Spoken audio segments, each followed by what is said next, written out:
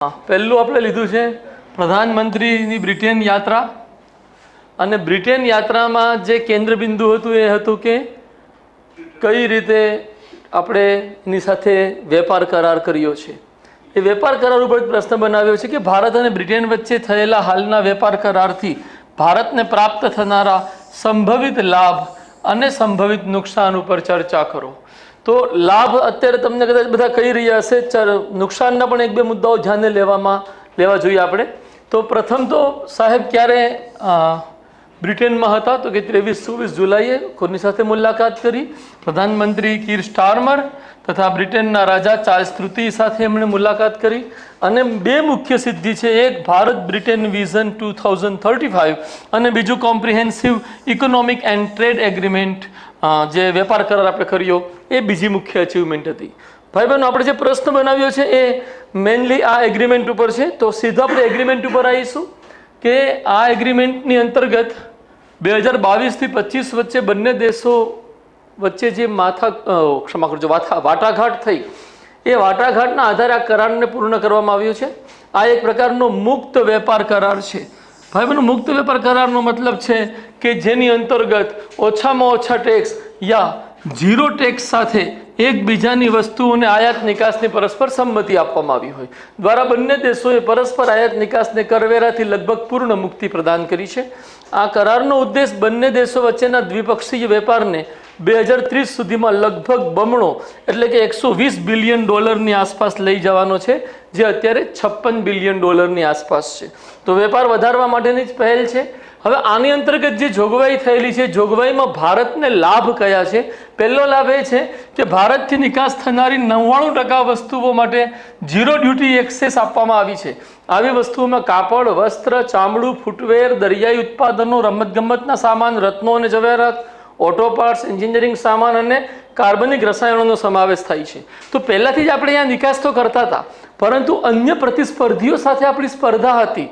હવે જ્યારે આપણને ડ્યુટી ફ્રી એક્સેસ મળશે તો આપણને લાભ શું થશે કે અન્ય પ્રતિસ્પર્ધીઓની સરખામણીએ આપણી પ્રોડક્ટ્સ ત્યાં વધુ સસ્તી બનશે। દેટ મીન્સ કે બ્રિટેનમાં થનારી નિકાસમાં, ખાસ કરીને મેન્યુફેક્ચરિંગ સેક્ટર પ્રોડક્શનની નિકાસમાં મોટા પાયે વધારો આવવાની શક્યતા છે।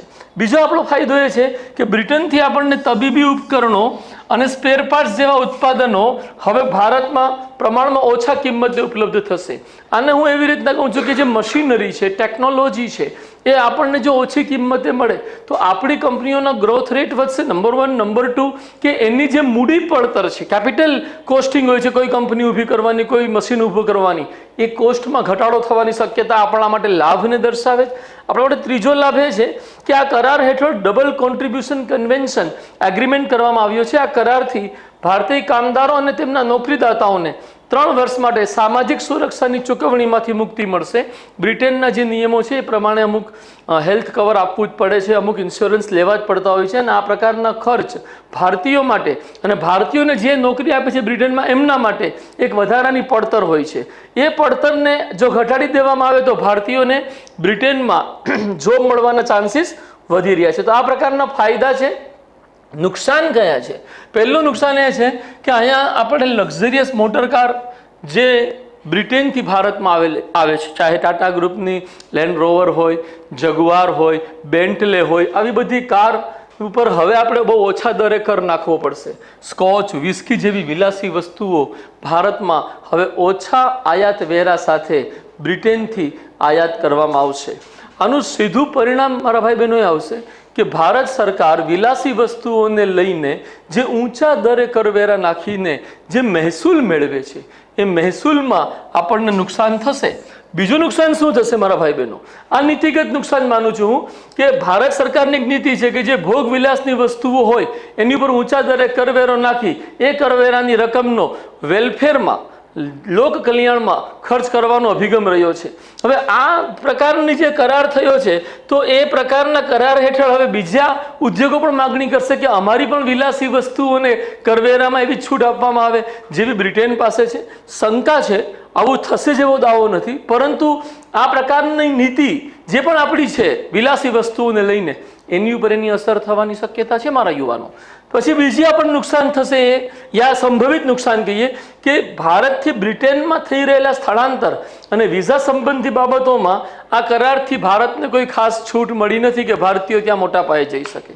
ત્રીજી બાબત જે સૌથી અગત્યની છે કે લંડન એક એવું સ્થાન રહ્યું છે વિશ્વમાં કે જ્યાં વિશ્વભરના એવા લોકોને આશ્રય મળી જાય છે જે લોકોએ અન્ય દેશમાં કોઈ ગડબડ કરી હોય, કોઈ ગુનો કર્યો હોય, અને અનેક ભારતીય લોકો જે ભારતમાં કાનૂની દ્રષ્ટિથી અપરાધી છે યા ગેરકાયદેસર કૃત્ય કરેલ છે એ લોકો બ્રિટનમાં, લંડનમાં સેટ થયેલા છે.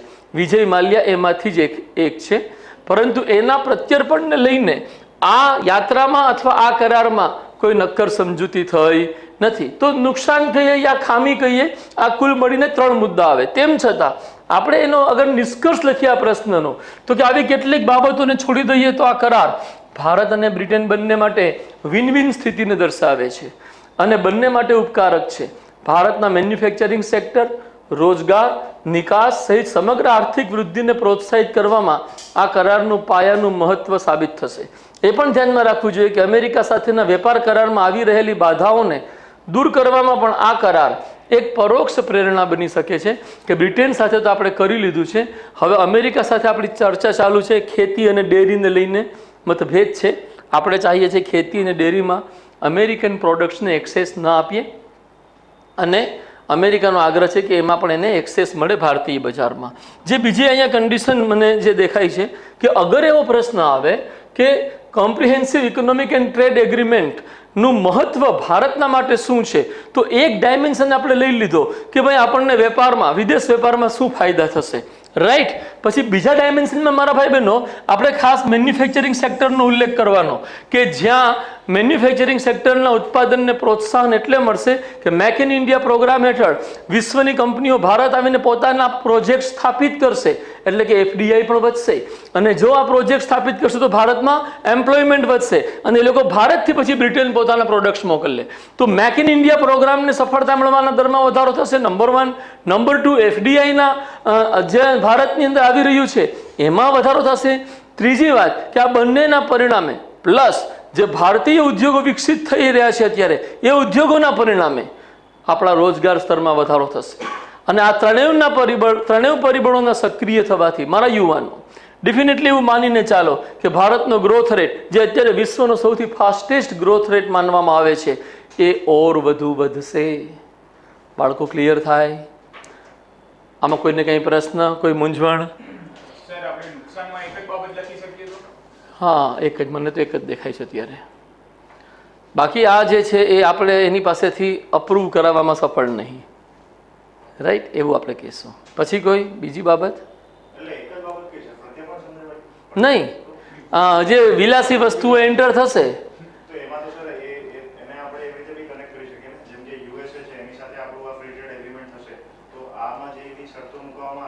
અહીંયા બેટા ફ્રી ટ્રેડની વાત નથી, અહીંયા એક ટ્રેડ ડીલની વાત છે.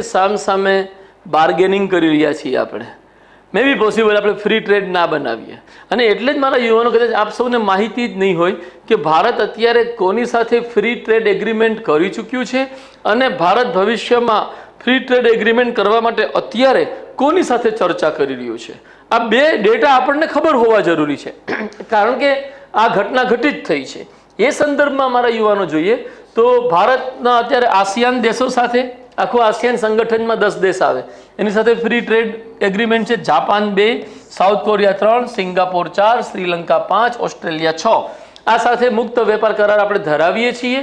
સાથોસાથ આપણે અત્યારે યુરોપિયન યુનિયન સાથે પણ ચર્ચા કરી રહ્યા છીએ, કેનેડા સાથે પણ ચર્ચા કરી રહ્યા છીએ કે ભારતમાં ફ્રી ટ્રેડ એસ્ટાબ્લિશ થાય.